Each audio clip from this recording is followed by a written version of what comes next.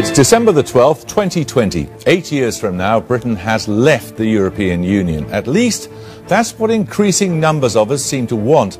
Sometime very soon, David Cameron is going to have to tell us all what he wants our destiny in Europe to be.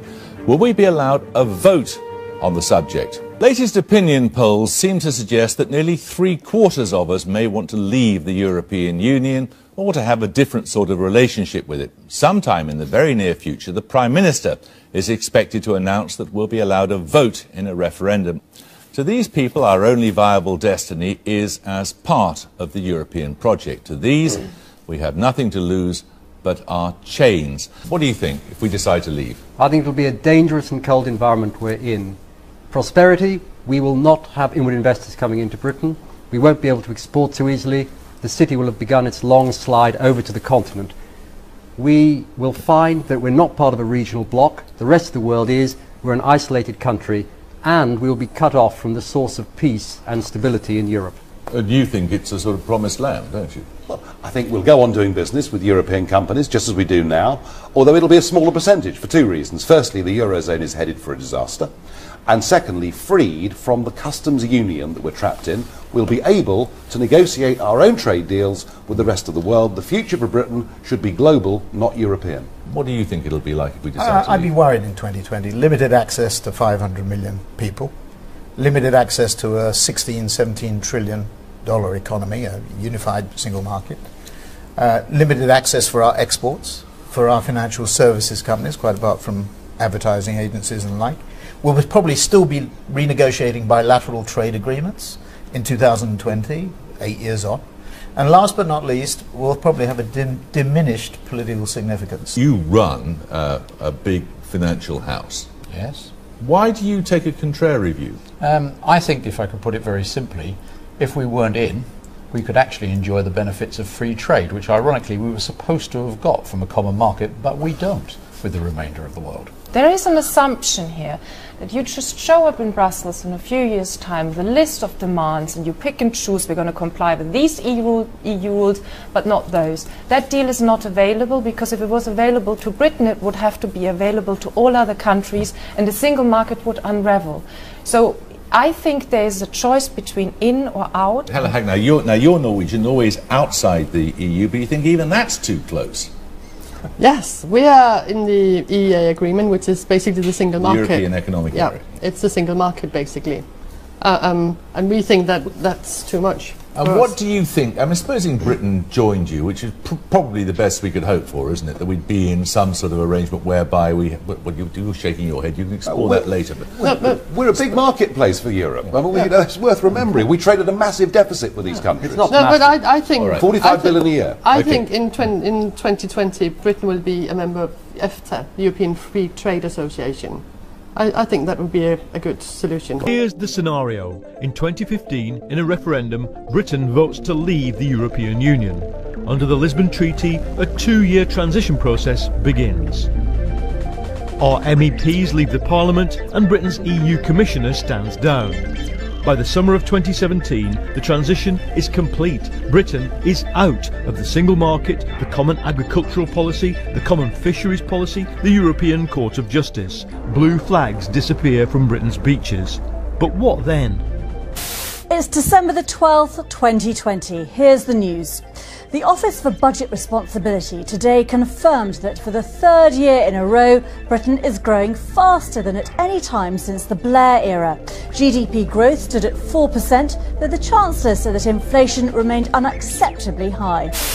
Predicting what Britain's future might look like if we left the EU is difficult because there's no authoritative research. But if we did leave and growth picked up, what might have gone right to make that happen? Over a period of time, we would benefit because we could have freer trade with the rest of the world, lower food prices. We could wind down some of the renewables legislation, be lower electricity prices, fewer directives and regulations, more small businesses would come back. We wouldn't have all of these problems of people coming from Europe and wanting our welfare benefits and to use the NHS. So in all these ways, Britain would benefit. Britain is a net importer from the European Union, running a trade deficit with the EU last year.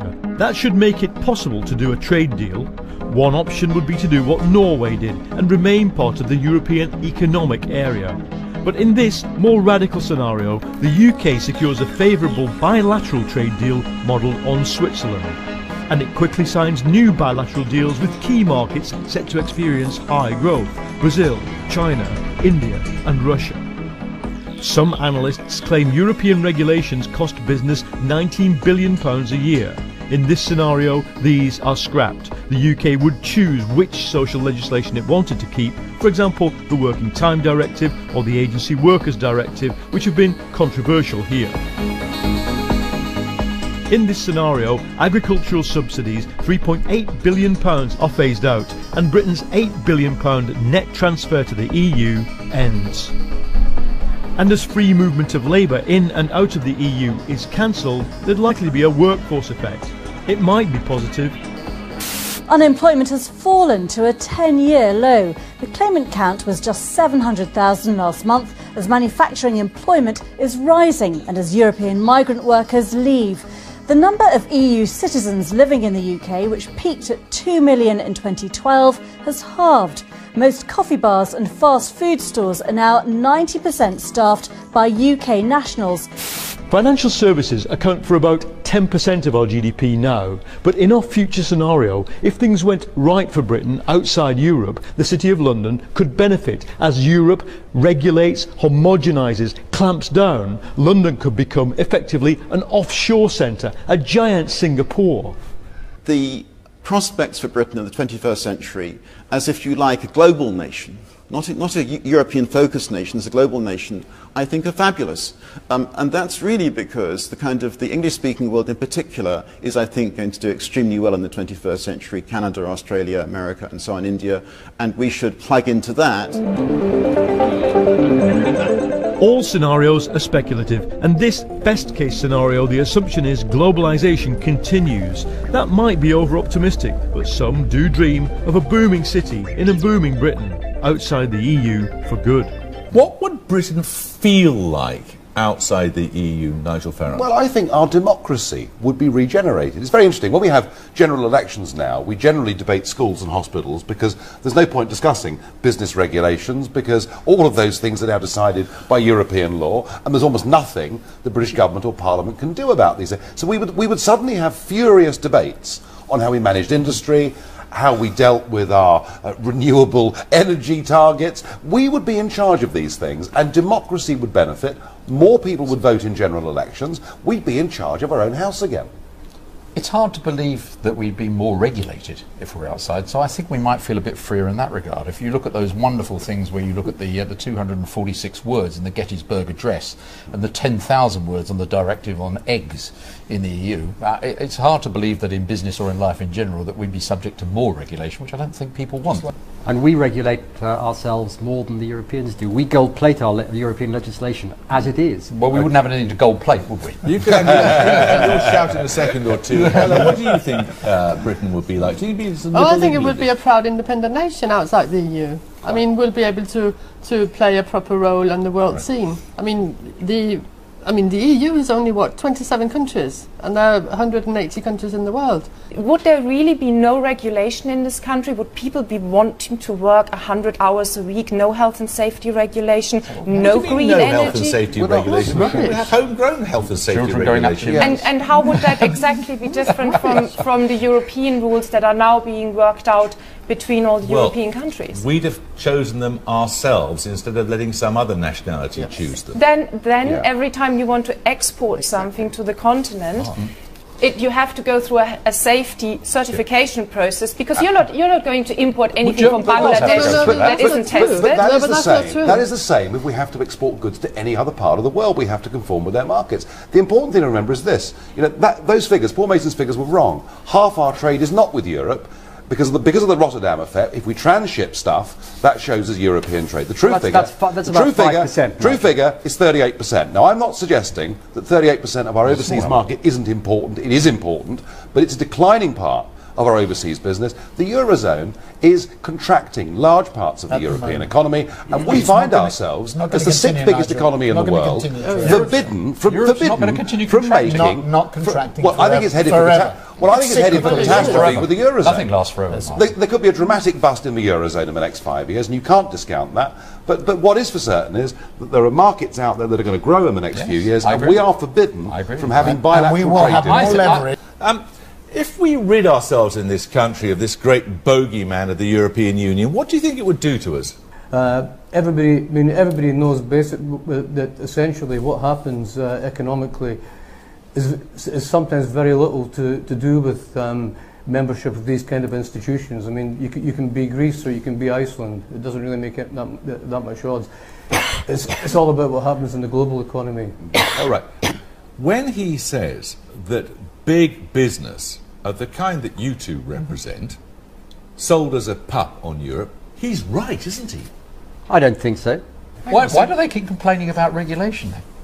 Because businessmen always complain about regulation. They'll complain about regulation if Britain has sole control of it. No, but it is true that there is excessive regulation. Excessive regulation. It is true that there is a negative result of that. But the ability to deal with it inside the group... It's nonsense to suggest that it's not. To be inside the tent... Isn't it nonsense to be inside the tent, Terry, is the way to go, not to be outside the tent. It's to be inside, arguing your case, instead of being on the outside. You've got a greater faith in our ability to influence people than I have. Does it work for you, the European Union? No, it's a bit clunky. I mean, I have to come back on the point about it being successful for smaller companies. You know, us expanding into Europe... How big's your company? We employ about 350 people in about 5 or 6 countries. Yeah. And this year we've launched in Tel Aviv and in Toulouse. And it was just as difficult in both territories. And there's something very wrong about that. People watching this might think I'm moaning about some form filling. This has some teeth, and you get it wrong and you get fined. And that is not a single market. Going in this direction is the least painful bit. Try firing people in France if you're a business. I've operated 3 businesses in France, and every time I've ever suggested any kind of downsizing, my finance director has turned pale on me. I mean, there is just simply a completely different set of labour laws which are operating under there, which are clearly not business positive. I think when you talk about working class people, I mean, one of the biggest concerns out there right now is jobs. And whilst free movement of people's worked when we had northern European countries in the European Union, to have extended our borders to the whole of Eastern Europe, as we've done since 2004, has meant a massive oversupply in the unskilled labour market in this country, and as a result many working families have got members of their households unemployed that otherwise would not be if we hadn't gone down this route. Okay, to call a spade, withdrawal means an end to Eastern European immigration. It means an end to a total open door to Eastern Europe, yes. And that means an end to all the people who come into this country and give vitality to our creative industries, to our financial services, to our we use work permits. We use work permits. What we do not have is a total open door. And we've had massive oversupply in the unskilled labour market, and that is an irresponsible and silly market. But then what I do know is that on the 1st of January 2014, we are opening our doors and our social security system and our health service up to 29 million people from Romania and Bulgaria, and I think that's a mistake and not in the interests of working families in this country. One of the arguments is that by being within the European Union, this country makes itself open to all sorts of inward investment from Asian and other countries, the emerging economies in Brazil and Russia, India and China, and it also, because people like the idea of access to the single market. Is that true? No. I think I hear all these politicians, big business, talking about the European Union, Britain, as if the businesses don't matter. Not a single mention has been made about what it is that underlies the business that people want to do, whether it's trade or whether it's investment, whether it's the product or the services. I mean, Germany does very good because the Mercedes-Benz car is damn good. If Britain made good things and provide good services, China would buy it and China would invest in it. I mean, already China does quite well with Britain. It has, for example, on the London Stock Exchange, I think 8 listed companies worth about 16 billion, 43 smaller quota companies on AIM worth about $3.5 billion, and people underestimate the language. 300 million people in China are learning English, and also they have a history through Hong Kong, which is possibly one of the greatest free zones as far as the free market is concerned, about how China is going to get out, and I think Britain should do much more in Hong Kong. Do you think Chinese companies and let me just say one more thing, the question whether UK is in or out of Europe, I think is going to be very low on the agenda for any business. That's precisely what I was going to ask you. Well, do they I predicted what you were going to ask me. Do they care? No, they don't. They don't, because what they care is whether they can sell their services. The euro, the Chinese regard as extremely dangerous because they simply don't understand or can predict where it's going to go. The sterling is not as great a currency, perhaps, but there is much more certainty. And already, the British government is doing quite a lot in terms of trying to help the renminbi to become convertible, more than anybody else. Yeah. Yes. And so, actually, Britain is doing quite well. And so the question, whether it's in and out, for me is irrelevant. Hannah Hagner, the Norwegian experience, how much do you suffer from being outside the European Union? I don't think we suffer at all, to be honest. They've also got fish in Norway, and we've given away an industry that on its own we've got the fish, would be worth £3 billion a year of what is caught in British waters is given away there are to all the other fleets. I think we manage very well outside the European Union. We have an oil-based economy, that is true, but the revenue from the oil is transferred into the Norwegian society. That's a political choice we have made. But is it not also true that you have to abide by European regulations? Isn't that true in order to get access to the single market? That is true, isn't it? Yeah, because we are... You're essentially governed by facts from Brussels. No, we are not governed by facts from Brussels. We have... No, because the EEA agreement, the European... the single market agreement has a clause where we can actually veto a directive if we don't like it, and we have done that. There's an important connection between two people here. One of the things that I think makes Norway and Hong Kong, funnily enough, a success, if you look, a number of people run things called the Economic Freedom Index, where they look at things like taxation and regulation to see how easy it is to do business. And if you look at that, in the top 10 countries in the world, you regularly get Norway and Hong Kong and Singapore and Chile and so on. Have a look. Scale is totally different. It's totally different. It's nothing to do 60 with scale. million versus 5 million. America comes in the top 10. America comes in the top 10. That's not to take anything away from Singapore, but America comes in the top 10, Martin. What are you saying? There's one other thing. It's becoming increasingly the European Union countries regularly come way down it. The percentage of our overseas trade that is done with Europe, I repeat, is 38% and falling every single year. Okay. All the people who are pro-Europe, I think, would be very, very reluctant to see us leave altogether. So well, it doesn't mean it won't happen. It doesn't. I think what needs to happen now is that we need to have a new relationship with the EU, and what people will say before you put this to me. So I know what the objection will be. They'll say this is not on the table. Our partners will never allow this. They will never accept this kind of renegotiation. So I just want to illustrate why I think it is deliverable.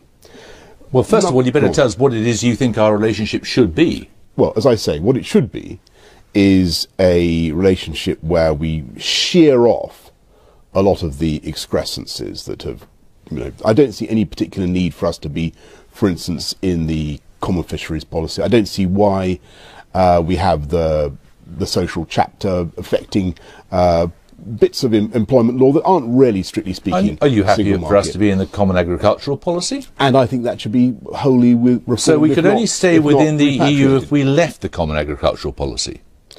I think that the CAP as it's currently constituted is probably indefensible anyway. So we would, the question would be either out or staying within the EU but not part of the common agricultural policy, the common fisheries policy and one or two other things. That's right. Right.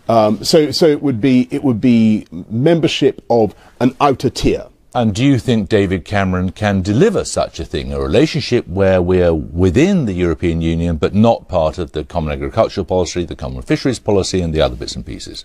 I do. You do. And let me just tell you how... tell us what his basic minimum is then? I'm sure he's going to reveal all. He's got some great speech about this coming up. So give us a new relationship. You stop blaming us for being the backmarkers. We stop moaning, and we have a new treaty. Now, Emma Reynolds is the shadow Europe minister for the Labour Party.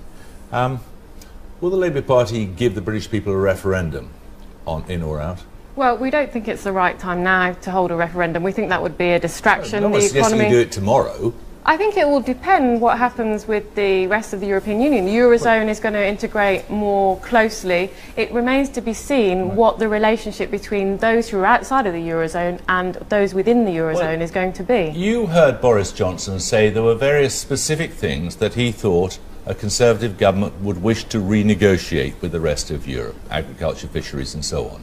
What would you like to renegotiate? Well, certainly we would like to see a reform of the common agricultural policy. You wouldn't like to renegotiate anything? Well, let me say, I think what he is proposing is totally unrealistic. In order to withdraw I'm not interested power, in what you think of his policies. I'm interested in what your policies are.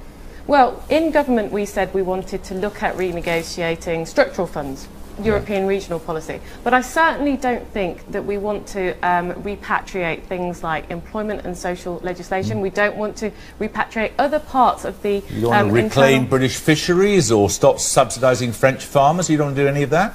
Well, I mean, we also get money back from the CAP. Although we would like to see a reform of the CAP, we would like to see less money go on the CAP. I think there's cross-party agreement on that. But I think it's worth saying, Jeremy, that in order to repatriate power, you would need the agreement of 26 other member states. So David Cameron can't do it, it's just posturing. Well, I think Boris Johnson is certainly posturing. Well, we'll see what David Cameron comes up with. I mean, his speech has been postponed 3 or 4 times, so we'll see what he says. Where do you think we're going to end up after another 3 or 4 years, Nigel Farage? I think that the shift in public opinion and in business opinion in this country is so fundamental and so great that we're seeing big changes in politics. I think that Cameron, whether he likes it or not, is going to be forced into offering a referendum. I think he will do everything he can to avoid an in-out referendum, but he'll make a referendum promise. Labour, within a couple of days, will match that promise. So I think a referendum is coming, and I think in 2016 there will be a referendum in this country. Whether, Jeremy, that ends it or not, I don't know, but I think inevitably the 17 Eurozone countries are moving towards a full political union. We cannot go on that journey. So our relationship is going to change fundamentally. Whether it's as much as I want it to be in a few years' time, I don't know, but in the end, that's where we're going.